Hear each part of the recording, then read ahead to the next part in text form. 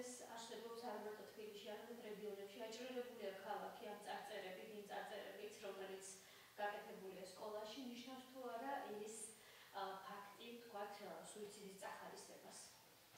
მოგესალმებით, მე ვარ ბარბარე ჭკუასელი, კლინიკური ფსიქოლოგი, გეშტალთერაპევტი, კავკასიის გეშტალთერაპიისა და ოჯახური ფსიქოთერაპიის ინსტიტუტის აღმასრულებელი დირექტორი.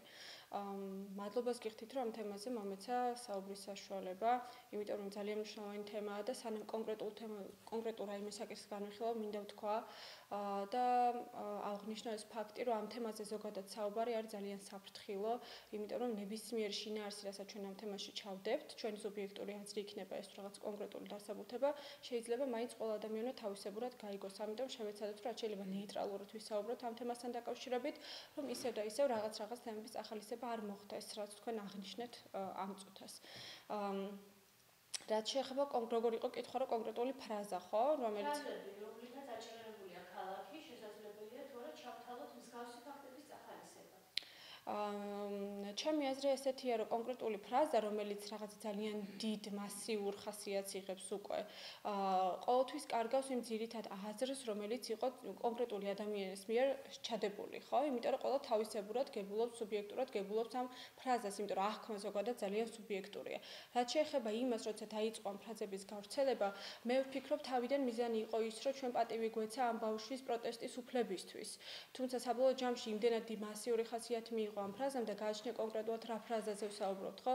კონკრეტულად იმ ფრაზაზე, რომელიც დაუშვათ ბავშვმა დაწერა და რომელსაც მოყვა ეს ამბავი თუ იქ არის დაუშვათ სუიციდის წახალისებაც, უბრალოდ ამ ფრაზები, რომლებიც შეიცავს სუიციდს, თვითმკვლელობას და ასე შემდეგ. ყოველთვის უნდა შევეცადოთ, რომ ნაკლებად გამოვიყენოთ ეს სიტყვები, რათა არ მოხდეს ამის რომანტიზირება ან წახალისება.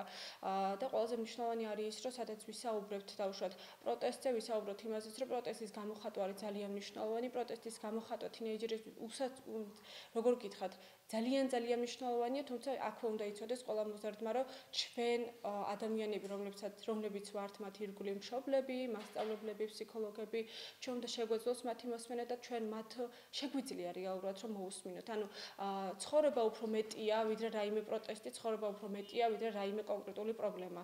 ყველაფრის მოგვარება არის შესაძლებელი, მთავარია ჩვენ ვიყოთ ერთად. ეს არის ძალიან მნიშვნელოვანი. ქალაქი აჭრილებული, ყველგან ისმის სოციალურ ქსელებში, ტელევიზიით, ყველა სასაუბრო თემის ერთ-ერთი თემა არის ეს სიტყვა ან ცხოვრების დედაც და ასე შემდეგ. შესაბამისად, მართალია ეს არის შავი, თუმცა არის პიარი. შესაძლებელია თუ არა მოზარდების გარკვეულმა ნაწილმა ის ჩათვალონ გამოსავლის, ის ფაქტი კონკრეტულად ჩათვალონ გამოსავლის ერთგვარ ფორმად. სუიციდის მცდელობას მე ვფიქრობ, რომ აქ უფრო პრობლემა არის არა ფრაზაში, არამედ პრობლემა არის ზოგადად ამ ფაქტში. რომლის წეღან როგორც თქვი, არ უნდა მოხდეს ამ ფაქტის რომანტიზირება. დაუშვათ არ უნდა მოხდეს ის, რომ თუ მე რაიმე პირობითად მე ვარ თინეიჯერი და რაიმე პრობლემა მაქვს და ეს ერთადერთი არჩევანი მაქვს, იმიტომ რომ არჩევანი არის ძალიან ბევრი, მთავარია სწორად მივუდგეთ ამ საკითხს, ხო? ამიტომ ნებისმიერ საკითხთან დაკავშირებით ზოგადად ეს სუიციდის მცდელობა და ეს მიდრეკილება არის ძალიან გადამდები.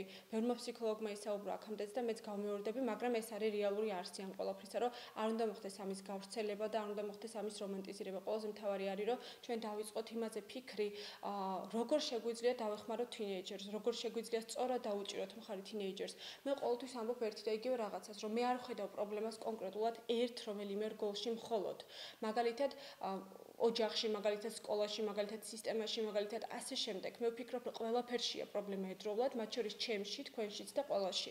და ჩვენ შეგვიძლია ყველა ერთად დავიწყოთ მუშაობა ამ საკითხთან დაკავშირებით. მაგალითად, მე რა შემიძლია გავაკეთო? მე შემიძლია დავიწყოთ ჩემ თავში იმ რესურსის ძიება, რა შემიძლია გავაკეთო ამ ბავშვებისთვის, ან მოზარდებისთვის, რომელსაც შემიძლია ძალიან კარგად მოусმინო. მშობელმა რა შეუძლია რომ გააკეთოს, მაგალითად, დაფიქრდეს იმაზე, როგორ დაუთმოს მეტი დრო თავის შვილს და როგორ აღდგეს ეს კონტაქტები. მასწავლებლს რა შეუძლია გააკეთოს, რომ სწორად მიუდგეს მოზარდს, როცა ის აშკარად პროტესტს გამოხატავს და შეეცადოს გაიხსენოს საკუთარი თავი, როგორ იყო მოზარდობის ასაკში და როგორ პროტესტს გამოხატავდა, იმიტომ რომ ეს არის ძალიან ბუნებრივი, ეს არის ყველაზე ხანგრძლივი კრიზისული პერიოდი ადამიანის ცხოვრებაში. ჩვენ გვაქვს რამოდენიმე კრიზისები, რომლებიც სწორად და კარგად გადაალახვა ნიშნავს იმას, რომ ჩვენ გადავდივართ ახალ და უკეთეს ეტაპზე. მაგრამ ეს თინეიჯერობის კრიზისი არის ძალიან რთული და ყველაზე ხანგრძლივი კრიზისი. ამიტომ ეს თავის მხრივ ნიშნავს იმას, რომ ეს პერიოდი ძალიან რთულია. ნიშნავს იმას, რომ ბავშვები ნაკლებად მართვადები არიან, ნიშნავს იმას, რომ ბავშვებს ჰორმონალური დისბალანსი აქვთ ორგანიზმში და უფრო მეტად ფეთქებადები არიან. მშობლებს ძალიან ხშირად ვთქვამთ, რომ ერთ დღეში ბავშვი შეიცვალა, თითქოს ბავშვი ჩამინაცვლეს. იმდენად რთულად ხდება ამ ასაკში ამ ყველაფრის გადალახვა. და პროტესტი არის ძალიან ბუნებრივი რეაქცია ამ ასაკისთვის. მთავარია ადამიანები ჩვენ როგორ მივუდგებით და როგორ მოვუსმენთ ბავშვს, რომელსაც აქვს პროტესტი. ეს არის ყველაზე მნიშვნელოვანი. შემდეგ აი პოლიტიკური განცხადებებიც ისმის და საკმაოდ ხშირია განცხადებები სისტემური ცვლილების გამოყენების საბაბი და ამ ფაქტის სისტემური ცვლილების გამოყენების საკითხი, რომ სისტემა უნდა დავასრულოთ, ეს უნდა დავასრულოთ. რამდენად სწორია მსგავსი ფაქტების გამოყენება სისტემური სხვადასხვა ცვლილების მიზეზად და საბაბად? მე წეღანაც აღვნიშნა და მე ვთქვი, რომ პრობლემას არ ხვდა მხოლოდ რომელიმე რგოლში. ჩემთვის პრობლემა არის ჩემში, თქვენშიც და ყველაში აბსოლუტურად. ამიტომ მე მხოლოდ ფსიქოთერაპევტი და როგორც ფსიქოლოგი შემიძლია ვთქვა, რომ მოდი ყველამ შევეცადოთ, რომ ჩვენ თავში შევცვალოთ რაღაცა და ამით დავეხმაროთ იმას, რომ ჩვენი ცხოვრება, ჩვენი სამყარო გახდეს უკეთესი. სხვანაირად მე არ შემიძლია არანაირი პასუხი გაქცეთ ამ თემასთან დაკავშირებით, იმიტომ რომ ეს არ არის ჩემი კომპეტენცია, მე არ ვარ პოლიტიკოსი, მე ვარ მხოლოდ ფსიქოლოგი. კარგი, იმ ბავშვების იმ სკოლის სხვა ბავშვებზე რომ გადავიდეთ, ათასობით მოსწავლეს სწავლობს სკოლაში, აქვს მშობლები, აჭრელებულია ეს სკოლა, ჩვენ მშობლებსაც ვესაუბრეთ, მათ შორის დაწყებითი სკოლის მოსწავლეებს, მათი მშობლები ამბობდნენ, რომ როცა ბავშვებმა ეს მარტო ამ ფრაზაზე არ არის საუბარი, ყოფილა ძალიან ბევრი ფრაზა წაიკითხეს, მოდიოდნენ სახლში და მშობლებს ეკითხებოდნენ ეს რას ნიშნავს, რატო წერია და ეს პატარა ბავშვებიც იძახდნენ ამ ფრაზას. აი ბავშვებზე რა გავლენას ახდენს იგივე აჭრელებული სკოლის კედლების აღებავებით აქციები სკოლასთან და სკოლა იძულებული გახდა რომ შეეწყვიტა სასწავლო პროცესი ამ ეტაპისთვის. აი დანარჩენ ბავშვებზე მოდი ესეთი რაღაცა ვთქვათ, რას ნიშნავს ზოგადად ტრავმა და როდის ხდება ადამიანის ტრავმატიზება, ხო? ყოველთვის როცა ვსაუბრობ ტრავმაზე, ვამბობთ იმას, რომ არ არის აუცილებელი პირობითად ადამიანი, რომელიც არის დაუშვათ ომში, ჯარისკაცი, არ არის აუცილებელი კონკრეტულად მას დაიმართოს რაიმე, რომ იყოს ის ტრავმირებული. ადამიანი როცა ხედავს ხვის ძალიან დიდ პრობლემას, როცა ხვის ტრაგედიას ხედავს, ესეც კი შეიძლება მისთვის ტრავმის შემცველი იყოს. აქედან გამომდინარე, მოდი ესეთი რაღაცა გავაკეთოთ. ჩვენ ხო ლაპარაკობთ იმაზე, როგორ უნდა ვიზრუნოთ ბავშვებზე, მოზარდებზე. მოდი ესეც რაღაცნაირად ვიზრუნოთ ამ ბავშვებზეც, რომლებიც ამ სკოლის მოსწავლეები არიან, იმიტომ რომ ეს ფაქტი თვითონ მათთვის არის ძალიან რთული გადასალახად, გადასამუშავებლად, იმიტომ რომ ეს ყველაფერი მოხდა მათ თვალწინ, ეს ტრაგედია მოხდა როგორ გითხრათ, საბრძოლო ველზე იყვნენ ეს ბავშვები და პირველ ხაზებში იდგნენ, როცა ეს ყველაფერი ხდებოდა. ესე შეიძლება ვთქვათ გადატანითი მნიშვნელობით, ხო? ამიტომ მოდი შევეცადოთ, რომ რაღაცნაირად გაუფრთხილდეთ ამ ბავშვების ფსიქიკასაც, იმიტომ რომ ეს სიტუაცია ისედაც ძალიან რთულია მათთვის. და რაღაცნაირად ვიფიქროთ, როგორ შეიძლება დავუჭიროთ მხარი მათ ამ სიტუაციაში და პირველ რიგში, რა თქმა უნდა, ყველაზე ახლო მეგობრებს და კლასელებს, რომლებისთვისაც ალბათ ყველაზე დიდი ტრაგედია იყო ეს ამბავი ოჯახის შემდეგ. და ასევე არის მოწოდება, რომ გადაიყვანეთ ამ სკოლიდან ბავშვები, ჩვენ იგივე მშობლებს გულისხმობთ, ვისაც ვესაუბრეთ, ისინი ამბობენ, რომ ჩვენ არ გვაქვს არანაირი გარანტია, რომ ჩემ შვილებს სადარბაზოში, ეზოში ან სადმე ვიღაც არ დახვდება და არ წამოაძახებს, აჰა, შენ ის მწვანე სკოლელი ხარ, ეს შეიძლება ჩაფოლოს ბულინგად და რამდენად შესაძლებელია მსგავსი რამ მოხდეს. მე ვფიქრობ, რომ ზოგადად რაც შეეხება ბულინგის თემად შეიძლება ყველა თემა იყოს გამოყენებული. კითხვა იყო იმაზე, რომ ხო, სწავლელია და თქვათ იყოს სირცხვილი ამ სკოლაში სწავლება. სავსებით შესაძლებელია ეს მოხდეს, მაგრამ მე ვფიქრობ, რომ ამას არ ექნებოდა. თუმცა ეს ჩემი სუბიექტური აზრია, მხოლოდ არაფერი დასაბუთება არ მაქვს, რომ ამას არ ექნება ესეთი მასიური ხასიათი, იმიტომ რომ აქ ლაპარაკობთ უფრო მეტად ტრაგედიაზე, უფრო მეტად რაც მოხდა, ვიდრე იმაზე, რომ ეს სკოლა ან რაიმე კონკრეტული კონსტრუქცია, ან რაიმე კონკრეტული სისტემა იყოს დასაცინი, ხო?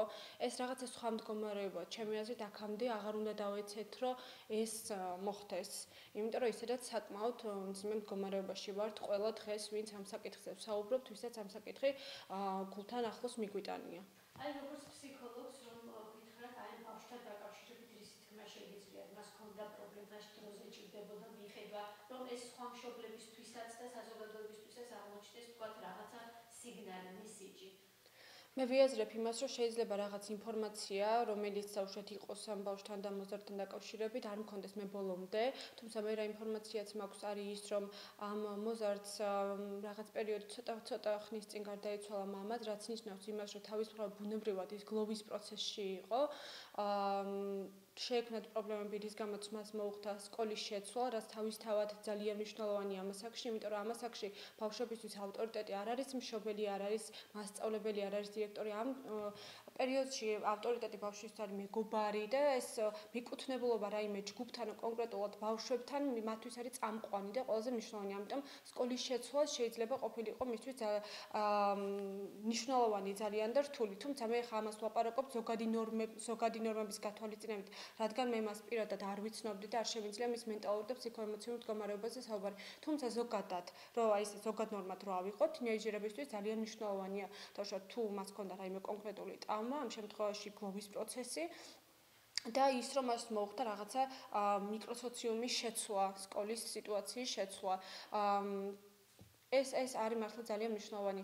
არ ვიცი რამდენად იყო მანამდე ფსიქოთერაპიული ჩართულობა, ფსიქოლოგის მხარდაჭერა გათვალისწინებული მისთვის, ეს არ ვიცი ნამდვილად და ვერ ვისაუბრებ ამასთან დაკავშირებით, მაგრამ ზოგადად ვფიქრობ, რომ ყველაფერთან დაკავშირებით ეხა ვარაუდი პოსტფაქტუმ ცოტა ისეთია რთულია ძალიან და არ ვიცი რამდენად სწორია. იმიტომ რომ ალბათ ყველა ფიქრობს, რომ რაიმეს გაკეთება რო შეეძლო, ალბათ ამას გააკეთებდა, თუმცა ყველაფერი უკვე ძალიან გვიანია. ჩვენ ახლა ვაპარაკობთ პოსტფაქტუმ ამ თემებთან დაკავშირებით და რაც არ უნდა ვივარაუდოთ, მხოლოდ ვარაუდად დარჩება.